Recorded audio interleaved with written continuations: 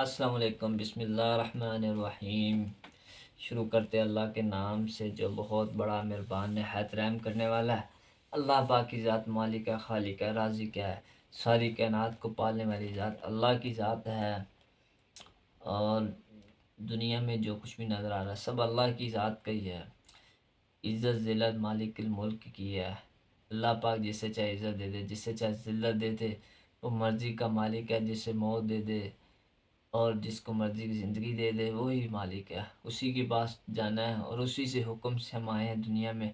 उसी ने जो मुकद्दर में मिल रहा है वो उसी के हुक्म से मिल रहा है।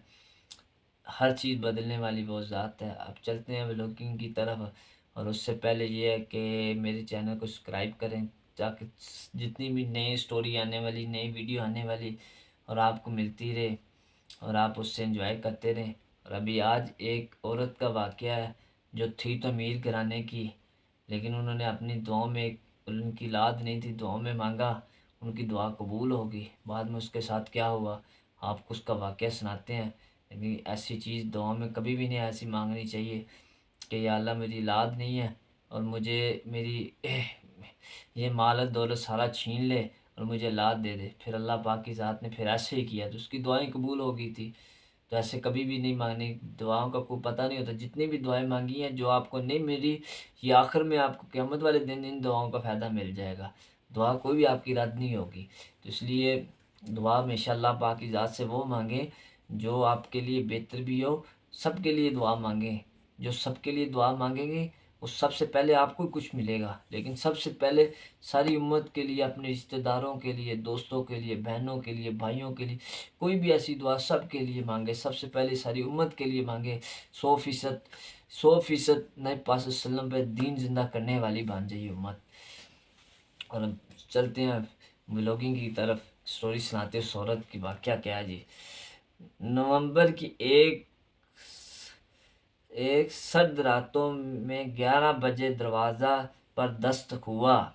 मास्टर अकबर अली ने जाकर दरवाज़ा खोला तो नकाब पोश लड़की दरवाजे से अंदर आकर गैराज में खड़ी हो गई।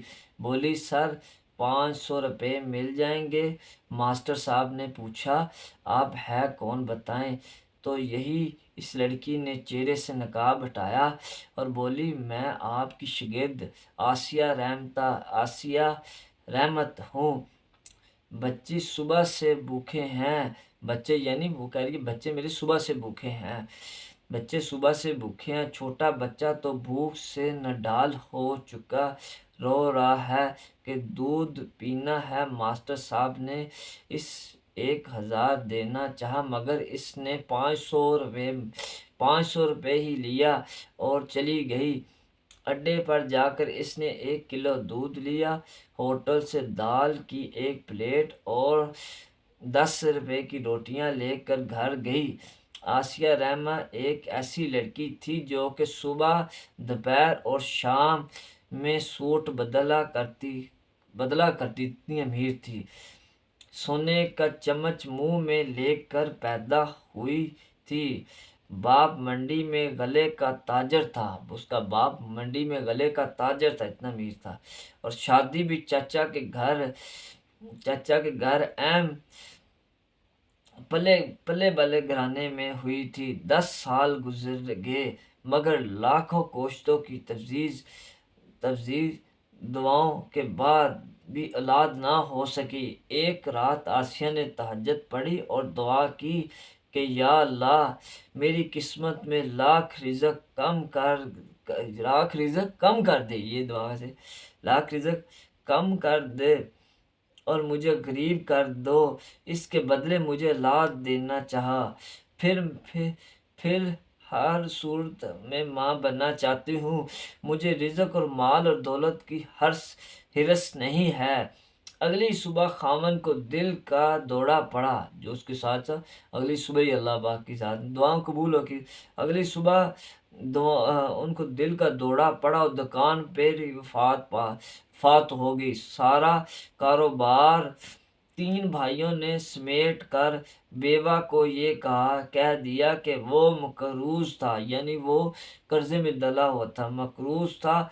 आसिया की शादी इस एक एक है, एक नशई नशई और एक ज्वारिया नशई से हो गई, कर दी गई शादी के बाद वो नशई नशा भी करने लगा। अल्लाह ने 7 साल में 3 बेटे और एक बेटी दे दी। माशाल्लाह।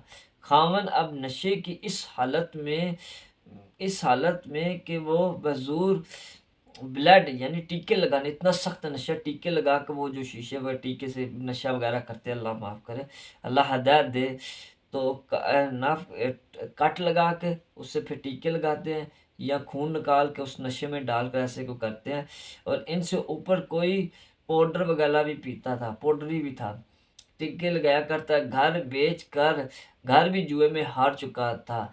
और इसका मकान जिसका किराया आसिया लोग घरों में काम करके अदा करती थी, इतनी अमीर हो के बाद में खुद घरों में जाकर काम करती, काम करके उस घर का किराया पे चली गई थी, किराया देती। हमारा हक में क्या बेहतर है वो हमसे ज़्यादा हमारा अल्लाह की ज़ात जानते हैं। जो तुम तकदीर को बदल देने की दुआएं करते हैं, क्योंकि दुआ ऐसी चीज़ है जो तकदीर बदल देती है, दुआ करते हैं तो वो दुआ अगर कबूल हो जाए तो हालात आसिया जैसे भी हो सकते हैं। एक एक नेमत की महरूमी न जाने कितनी महरूमियों और आजमाइशों से भी हमें बचा रही होती है। और इसको एक चीज़ की असूल में अपने सब कुछ दुआओं पर लगा कर खुदा अल्लाह के लिखी हुई बदलने का इसी ही सवाल कर रही होती है कि एक स्पेशल बच्चे की माँ चाहती थी कि एक इसका बच्चा ठीक हो जाए या मर जाए। एक यानी स्पेशलिस्ट बच्चे की माँ चाहती, उसने भी ये दुआ की थी कि या इसका बच्चा ठीक हो जाए या मर जाए। इसने भी खुदा से ये दिन रात ये दुआ करना शुरू कर दी कि इसका बच्चा फात पा गया। खामन ने दूसरी शादी करके इसको तलाक दे दी। उसके फिर दिन बुरे हो गए, जब दुआ कबूल होगी जो अल्लाह पाक बेहतर जानता, तो इसको बच्चा फात पा, दूसरी शादी कर दी और इसको तलाक दे दी। और इससे अगले बच्चा भी, जब उससे तलाक क्यों दी, जब उसका अगला बच्चा भी वो भी मजदूर पैदा हुआ है, वो भी मजदूर पैदा, पहला भी जो बच्चा था वो मजदूर था।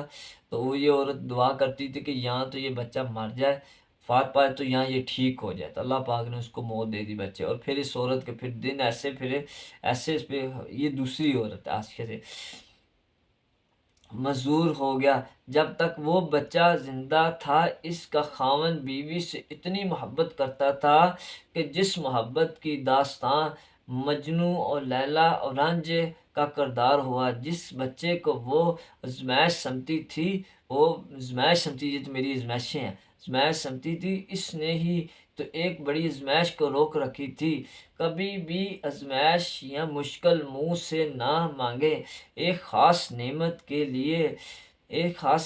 लिए मिस्र नेमतों की छीन जाने की दुआ ना करें कि आपको वो नहीं जानते जैसे वो ज़ात जानती है, जो ये सब कुछ कंट्रोल कर रहे हैं।